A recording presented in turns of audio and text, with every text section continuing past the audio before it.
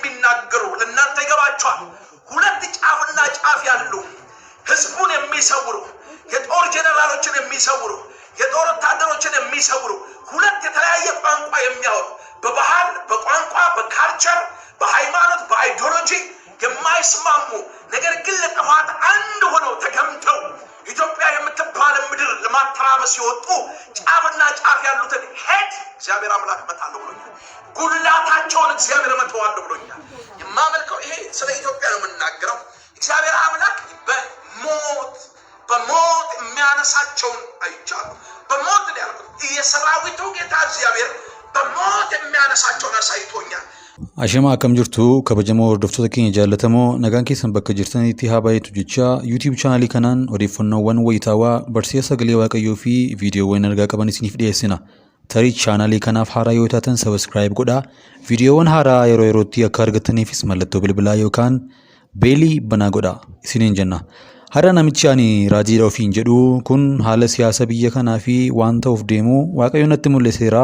Waaqayyo caafii biyyattii lamaan irra ta'anii biyya kan jeeqaa jiran aadaan afaan siyaasaaf amantiidhaan kan waliif galuu hin dandeenye ta'uu osoo jiranii biyya kana diiguuf garuu waliif kan galan shaneef TPLF jechuu isaati.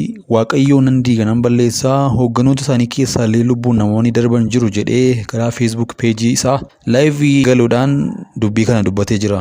Kun dhugaadha dhugaa miti kan jedhu sagalee waaqayyoo irratti hundoofnee waliin ilaalla. Raajii jechuun dubbii waaqayyoo waan gara fuulduraatti ta'uuf jiru ergaa miira namootaa of keessaa hin qabne mul'ata gaggeessaa Hafuura Qulqulluutiin namaaf kennamu. Faallaa kana garuu macaafni yeroo dubbatu dubbiin namootaa miira isaanii fi waan qabatamaa lafatti ta'aa jiruun raajii ta'uun dhiisuu ni mala. Macaafa Isaayyaas boqonnaa 57 lakkoofsa 3 irratti isin yaa ilmaan warra duumessa ilaalanii ayyaana heedanii sanyii warra ejjituu fi halaliyaas dhiyaadhaa. Isin eenyutti geeftuu eenyutti laagaa bantu eenyuttis arraba baaftu isin ilmaan irra daddarbituu fi sanyii sobduu miti jedhee sagalee waaqayyoo warra waaqa tolfamaa yaada garaa fi miira isaanii raajii fakkeessanii maqaa waaqayyootiin daldalanitti dubbata.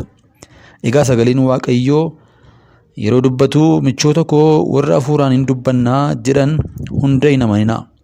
Waaqayyo biraa yoo ta'an hafuurota isaaniitiin dubbatan qoraatti ilaala malee raajonni sobduun baay'een gara biyya lafaatti ba'aniiru jedhee sagalee waaqayyoo nutti hima.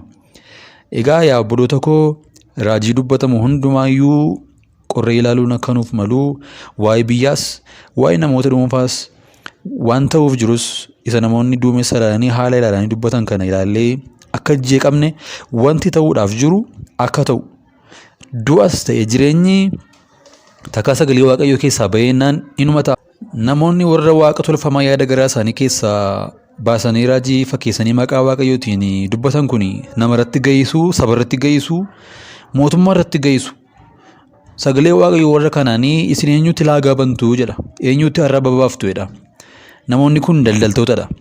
Namoonni kun qarshii argachuudhaaf beekamtii argachuudhaaf fi waan baay'ee dubbatu ni qoosu maqaa sabaatiin qoosu daangaadhaan qoosu. Jireenyi isaanii garuu jireenya ejjituu fi jireenya halaleedha.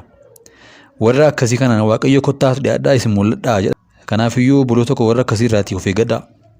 Yeeyyoota gogaa hoolaa uffatan raaree hoolaa uffatanii isinitti dhufan kana irraatii akka of eeggattan sagalee waaqayyoo nu gorsa. Yoo yaashamaa akkam jirtu hordoftoota keenya kabajamoo chaanalii kanaaf haaraa yoo taatan subscribe gochuu hin dagatinaa. Viidiyoowwan haaraa isin akka qaqqabaniif mallattoo bilbilaa kanaa banaa gochuu hin dagatinaa.